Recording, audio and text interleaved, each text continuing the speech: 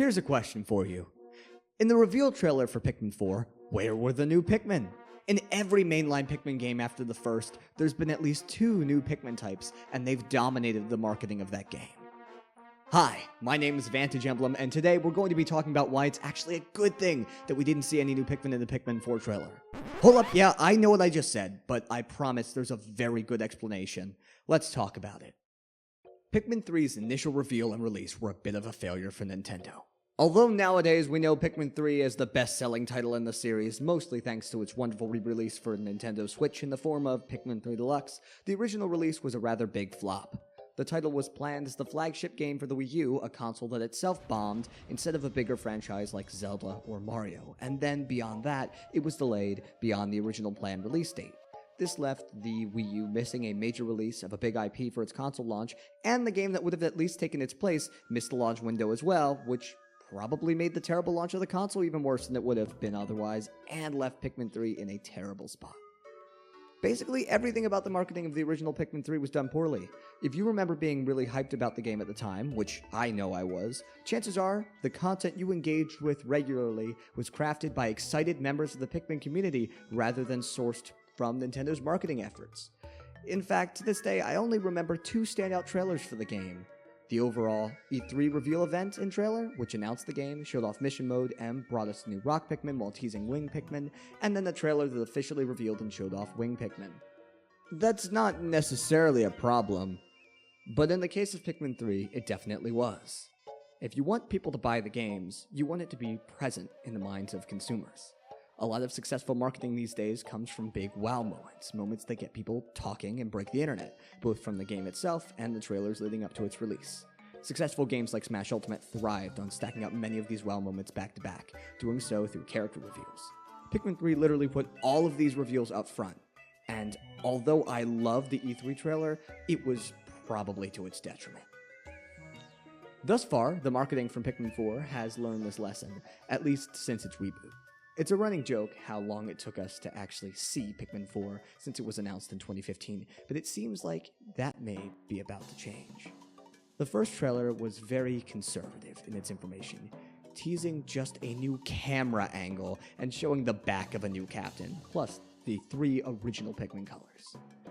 That's it. There's not even information on if any of the other previous Pikmin types will return or anything on a new Pikmin type. We've seen none of the gameplay either, and we've had very few enemies confirmed as well. This bodes very well for future trailers, however. The reveal of the gameplay can be coupled with the reveal of a new Pikmin type, and it will likely generate a lot of buzz. Afterwards, creators like myself will analyze the many details of this trailer, helping propel the trailer onwards. Then, a later trailer can reveal yet another Pikmin type, perhaps alongside revealing which types will return too. This could be as few as none, to as many as all previous types, or maybe a middle ground of 1 per game, though that would certainly make the flowers look a little wonky. This trailer can also generate more hype and buzz in the community and beyond, bringing in more eyes and creating more potential sales. Either one of these trailers can specify the release window and/or date, and the reveal of a new Pikmin type will drum up even more excitement for the game. These new Pikmin types can also slowly be added into Pikmin Bloom in a promotional event that A, greatly expands the amount of content in Bloom, which the game needs, and B, creates awareness for Pikmin 4 on Switch among Bloom's large install base, many of whom have never tried a mainline Pikmin game before and may be willing to take a dive with 4 as a result of having the update present the upcoming Pikmin game to them. Now, for those doubting that there is likely to be a new generation of Pikmin at all, I'd like to point to you the yellow flowers from Pikmin 4's logo. These seem to likely tease a new generation of Pikmin. The marketing engine of Pikmin 4 likely relies on the presence of a new Pikmin type.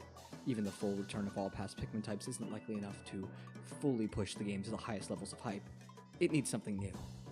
So what evidence do I have that says that this new flower color may be a new Pikmin type rather than just a new type of spray, like with the flowers in Pikmin 3 Deluxe representing Ultra Spicy Spray?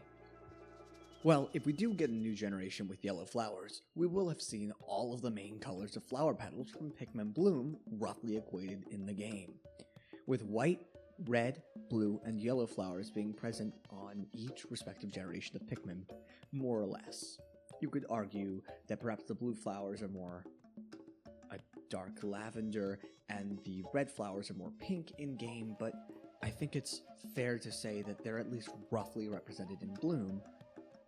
However, there are no yellow flowers in a mainline Pikmin game.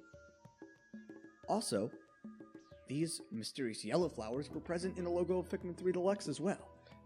There's a very good chance that this is intentional, as Pikmin 4 would have been, pardon my wording, very close to completion at the time of Pikmin 3 Deluxe's release. There's a very good chance that these yellow flowers could have been used in a subtle tease towards Pikmin 4, and in fact, there's a very good chance that Pikmin 3 Deluxe's release was held off a little bit so that its timing would better drill up hype and synergize with Pikmin 4, based on the fact that the game was leaked to have been in development so much earlier than it actually released, and apparently Nintendo just sat upon it. In addition, Pikmin Bloom was probably partially created to increase brand involvement and drill up hype for Pikmin 4 as well. It's poignant to note that there's been a steady string of Pikmin merch released lately as well, centered around Pikmin 3 Deluxe and just Pikmin in general since the reveal of that game.